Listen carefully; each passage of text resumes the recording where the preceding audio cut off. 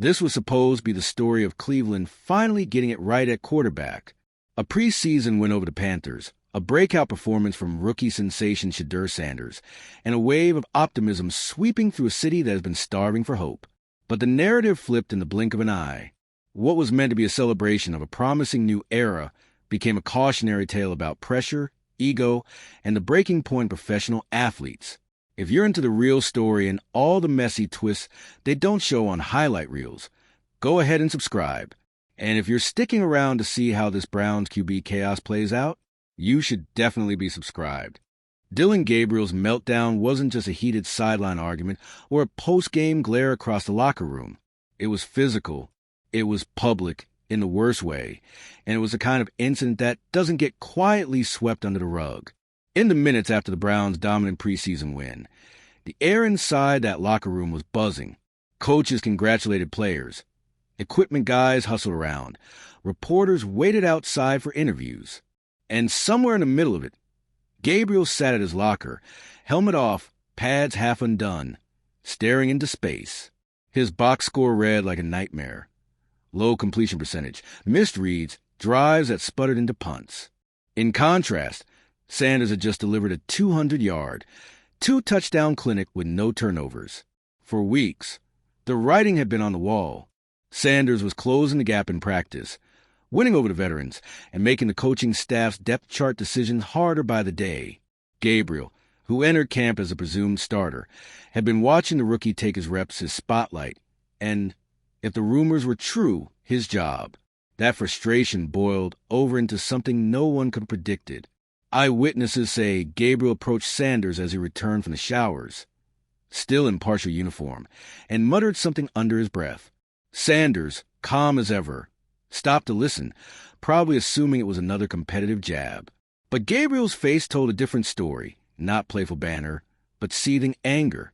Without warning, he grabbed Sanders by the front of his jersey and tried to shove him back against the lockers.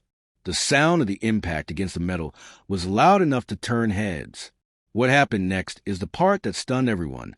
Sanders didn't swing back. He didn't even raise his voice. Teammates rushed in to separate the two, but Sanders simply adjusted his jersey and said, "The field decides, not this." It wasn't a clapback. It was a statement, delivered without venom, as if he knew engaging further would only make the situation worse. That composure might have kept the scene from spiraling further, but the damage was already done. Word of the altercation spread before most players had even left the building. Social media lit up with whispers and anonymous tips from sources inside the locker room. And within hours, every sports talk show in America had the footage of Sanders calmly walking away while Gabriel was restrained. The Browns front office went into immediate crisis mode. They had a PR disaster on their hands, a violent incident between two quarterbacks competing for the same job, one of them a rookie fan favorite, and the other a veteran expected to lead the team. The optics couldn't be worse. In a league that preaches discipline and leadership from the quarterback position, the image of Gabriel lunging at his teammate was a nuclear-level violation of the code. But this wasn't just a PR issue. It was a legal one. Physical altercations in the workplace can open the door to criminal charges, lawsuits, and union grievances. While the Browns have remained tight-lipped publicly, insiders say team security and legal counsel were involved before midnight that night. Whether Sanders decides to press charges or not, the NFL is likely to investigate, and that can mean fines, suspensions, or worse for Gabriel. Beyond the legal ramifications, the locker room dynamic has been shattered. Quarterbacks are supposed to be the calm center of the storm, the ones who lift the team when things go wrong. Instead, Gabriel's outburst has put every player in a position to pick a side, and it's not hard to see where most allegiances lie. Sanders earned his teammates' respect the hard way, by outworking everyone, listening to veterans, and producing when it mattered. Gabriel, on the other hand, is now the guy who couldn't handle competition without lashing out. This raises bigger questions about the Browns' internal management. How did things get to this point? Was Gabriel's frustration ignored until it boiled over? Did the coaching staff underestimate the pressure of having a beloved rookie breathing down the neck of a presumed starter? In the hyper-competitive world of the NFL, mental health resources exist, but they're often underutilized, especially by players conditioned to tough it out. The incident has sparked a broader conversation in league circles about whether teams do enough to help players navigate the mental strain of job insecurity and public scrutiny. From a competitive standpoint, the fallout is seismic. Gabriel's odds of reclaiming the QB1 spot have plummeted. Even if the Browns want to give him another shot, the optics of putting him back under center after this would be catastrophic. Fans would revolt, media would crucify the decision, and the locker room might not rally around him. For Sanders, meanwhile, the path to the starting job has never been clearer. Not because of the fight, but because of how he handled it. In that one moment of restraint, he proved he has the maturity to lead not just an offense, but an entire organization through chaos. The irony is that Gabriel's attempt to intimidate Sanders may have cemented the rookie's hold on the spotlight permanently. The public reaction has been swift and one-sided. Praise for Sanders' professionalism, condemnation for Gabriel's lack of control. On sports radio, callers are openly speculating whether Gabriel has taken his last snap as a Brown. The NFL, for its part, is watching closely. Incidents like this have ripple effects. Executives and coaches across the league will use this as a case study in managing position battles, especially at quarterback. The stakes are too high to let resentment fester unchecked, and the Browns may find themselves forced to set a precedent for handling in-house violence. For Cleveland fans, the emotions are complicated. They're thrilled to have a quarterback who looks like the future, but uneasy about the toxicity this incident revealed. Winning teams are built on trust and unity, and right now, the Browns have neither between their top two quarterbacks. The question is whether the organization can repair that trust, or if Gabriel's outburst was the breaking point that makes repair impossible.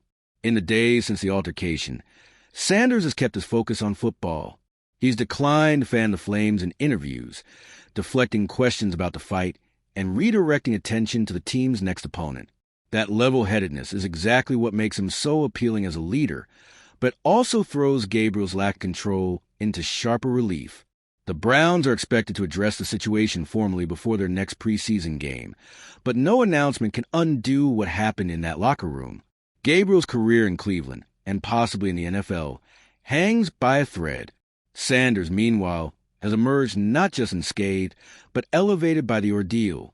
In a league where perception is often reality, this could be the moment that transformed him from promising rookie into the unquestioned face of the franchise. You have to picture the scene after security and teammates broke things up. The energy in the room didn't just calm down. It turned into this heavy, awkward silence, the kind where everyone's eyes shift but no one makes direct contact. Guys who'd been laughing 2 minutes earlier were now hunched over tying cleats that were already tied or fiddling with their phones to avoid looking up. That's the sound of trust cracking. Sanders, for his part, didn't storm out or retreat into the showers.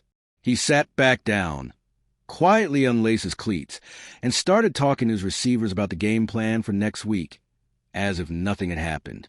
That's the thing about him that keeps winning people over. He refuses to give drama oxygen. He's a keep the main thing kind of leader, and that's a dangerous quality if you're his competition. Because every time Gabriel spirals emotionally, Sanders is the calm in the storm. Meanwhile, Gabriel wasn't just pulled aside by a position coach. This was bigger than that. Multiple members of the front office were in the building, and word is he got an immediate sit-down with the team's player engagement staff. That's not just a cool-off chat. That's the early stage of an internal investigation. When a quarterback crosses a line from verbal frustration to physical aggression, it becomes an HR-level incident in NFL terms. Now here's where it gets messy. Contracts. Gabriel's deal isn't massive, but it's guaranteed enough that cutting him comes with financial sting. That's a real factor when teams are making emotional versus business decisions. The front office has to weigh PR damage against cap consequences, and that's where things can drag out into awkward, pending disciplinary action territory. The longer that limbo lasts, the more the locker room questions why the obvious move hasn't been made. From a leadership standpoint, this incident exposed a fracture in Stefanski's control over the quarterback room. You don't get to a physical fight without weeks, maybe months, of underlying tension being ignored. Somewhere between the first whispers of a competition and Sanders' breakout game, the lines of communication got blurred. The question now is whether Stefanski can reassert control without looking like he's bending to fan pressure or protecting a veteran out of loyalty. And then you've got the PR chess game. Cleveland's media team is in full damage containment mode.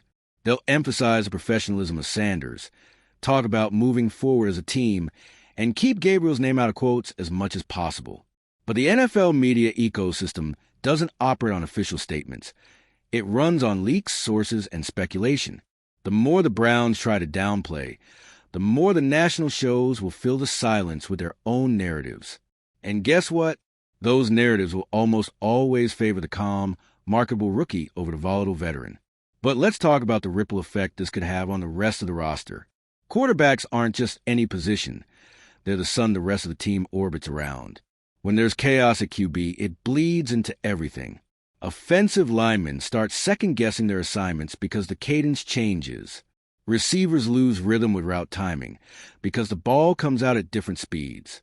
Even the defense feels it because a divided locker room kills overall morale. This is where Sanders' approach becomes a competitive weapon. By keeping his head down and focusing purely on preparation, he's positioning himself as a stability candidate. In NFL terms, that's gold. Teammates gravitate towards stability, especially after a public blow-up. The next time Sanders steps in the huddle, he's not just a guy calling the play. He's a guy who took a hit in the locker room and didn't let it derail the mission. That earns trust faster than any post-game speech ever could. Now, here's something fans might not realize. Moments like this often become inflection points in a rookie's career. You either emerge from them with your reputation elevated, or you get pulled down into the drama. Sanders just had his trial-by-fire moment in his very first preseason. He came out looking like the adult in the room, and that kind of narrative sticks. Years from now, analysts will point to this week and say, that's when he took control of the team. There's also the ownership angle. Jimmy Haslam is no stranger to headline drama, but he's also a businessman.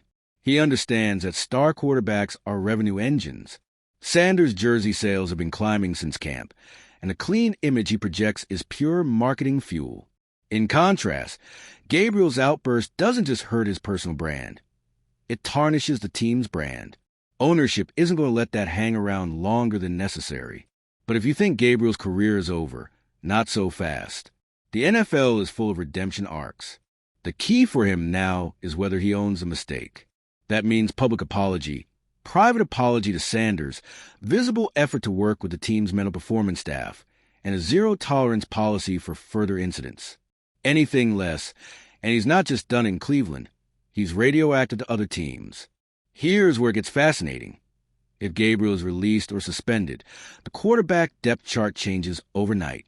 Sanders becomes the uncontested QB1, which accelerates his development curve dramatically. That means more first-team reps, more preseason starts, and more direct chemistry with the starting offense. In effect, Gabriel's outburst could end up fast-tracking the very outcome he feared most. From a team psychology standpoint, though, that acceleration comes with risk. Veteran players know the difference between earning a job outright and getting it because the competition imploded. Sanders will have to prove, quickly, that he's not just a default starter, but the right starter. Every throw, every drive, every sideline interaction will be judged against that standard. Looking ahead, the joint practices with the Eagles just became even more important. They're no longer just a developmental checkpoint. They're Sanders' chance to show he can lead this team without question marks hanging over him. And in the NFL, joint practices have a way of generating viral moments. One sharp drive against a top-tier defense, and Sanders' stock shoots up again. One rough day, and critics will pounce with, see, he's not ready takes. And then there's the national angle. This isn't just a Cleveland story anymore. Quarterback drama always travels well, especially when it's wrapped in themes of competition, composure, and leadership under fire. The league's broadcast partners love a redemption arc, but they love a rivalry even more. And Gabriel versus Sanders has the makings of a full-blown sports soap opera. Only now, one side of that rivalry might be over before week 1.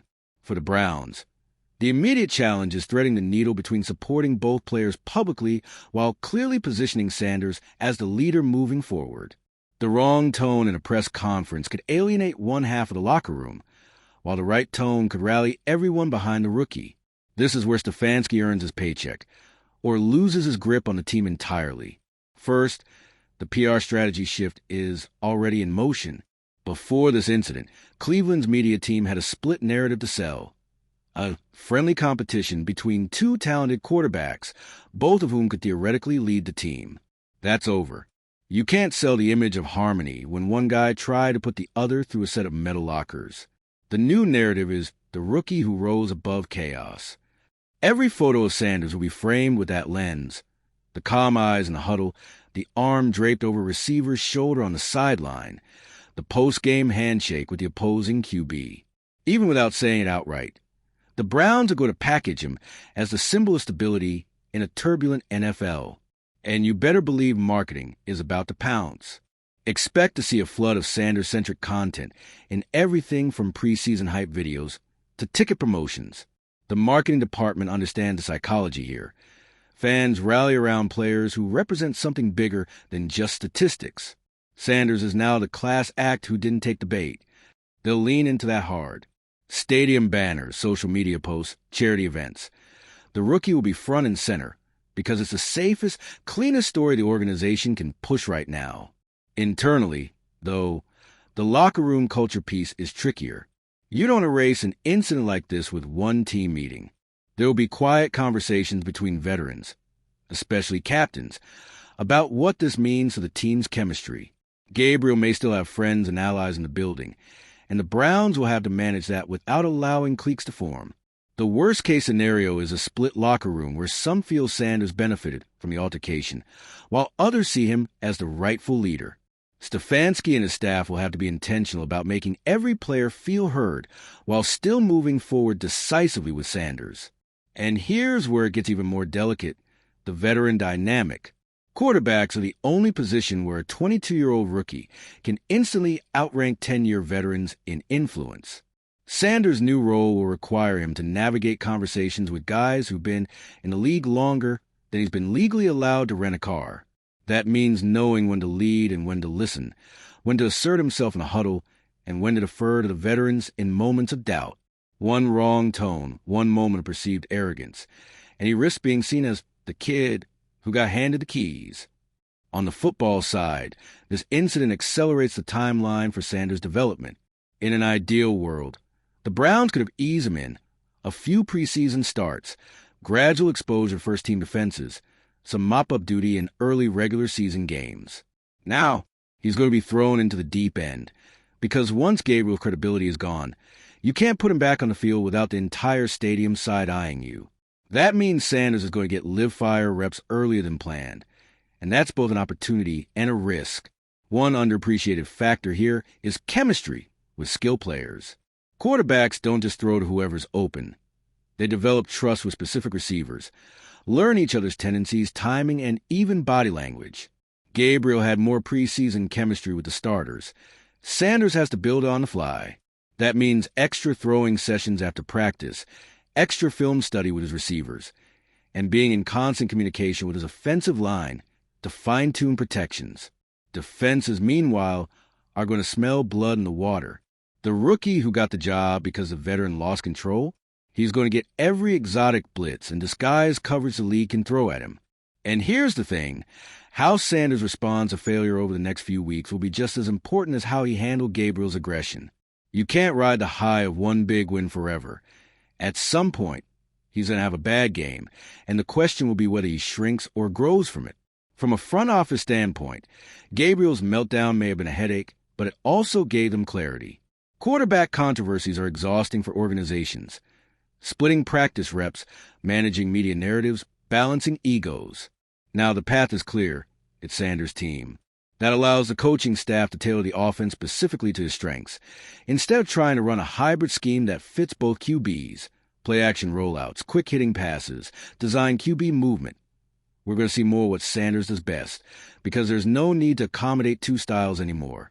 Let's not forget the fan perspective. Cleveland fans have been burned before. Hyped QBs who didn't pan out, high draft picks who disappeared under pressure. They've learned to guard their hearts.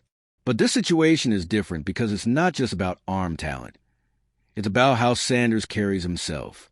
Fans saw him take a literal and figurative hit without retaliating. That resonates in a blue-collar city that values toughness without drama.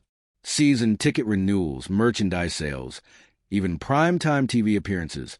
All of it is going to get a bump if Sanders keeps delivering both on and off the field. There's also a media management angle here. Every reporter in Cleveland is going to keep asking about the incident until they're bored of it, and the only way to make them bored of it is to drown them in new storylines. That means the Browns will strategically feed the press positive Sanders content. Community work, funny mic'd up practice clips, glowing quotes from teammates. It's not just about burying the negative. It's about overwhelming it with so much good that it fades into the background. But perhaps the biggest long-term shift is in team identity. For years, the Browns have been a franchise defined by chaos. Quarterback carousels, mid-season collapses, coaching turnover. If Sanders becomes a stabilizing force that leads them to consistent wins, this moment, the Gabriel altercation, will be remembered as the breaking point where the team chose order over chaos. That's a huge brand shift, and it's one that can outlast individual players if they commit to it. Still, the Gabriel question lingers. The Browns have to decide whether to suspend him, release him, or stash him quietly as a backup. Each choice sends a different message. A suspension says, we're willing to give second chances, but we're serious about discipline. Cutting him says, we value culture over talent.